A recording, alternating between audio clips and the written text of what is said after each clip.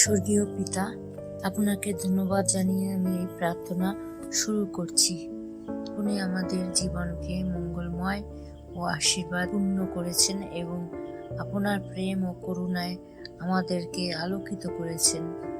প্রিয় পিতা, আমি আজ রাতে বিশেষভাবে তাদের জন্য প্রার্থনা করছি যারা আপনাকে খুঁজছেন।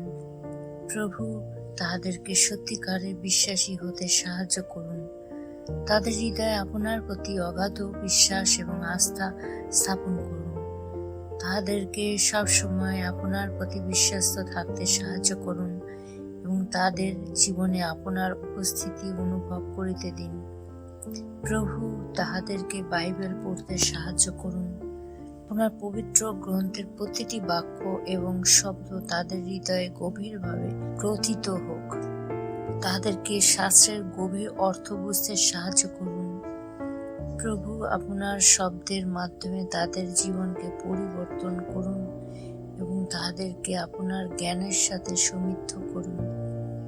প্রিয় প্রভু, তাহাদেরকে আপনার উপর বিশ্বাস স্থাপন করতে সাহায্য করুন। তাদের মনের সন্দেহ এবং বিশ্বাস দূর করুন এবং আপনার প্রতি অগাধ বিশ্বাস স্থাপন করুন। প্রভু, তাহাদেরকে সব সময় আপনার মধ্যে থাকতে সাহায্য করুন। আপনার ভালোবাসা, করুণা এবং দয়া তাদের জীবনে সর্বদা উপস্থিত থাকুক।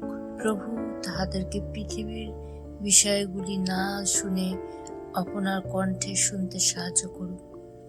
তাদের মনে আপনার কণ্ঠের সাথে সংযোগ স্থাপন করুন এবং তাহাদেরকে আপনার নির্দেশনা অনুসরণ করিতে সাহায্য করুন। প্রভু, তাহাদেরকে সর্বসময় আপনার পথে পরিচালিত করুন এবং তাহাদের হৃদয়ে আপনার কণ্ঠের গভীরতা অনুভব করিতে দিন।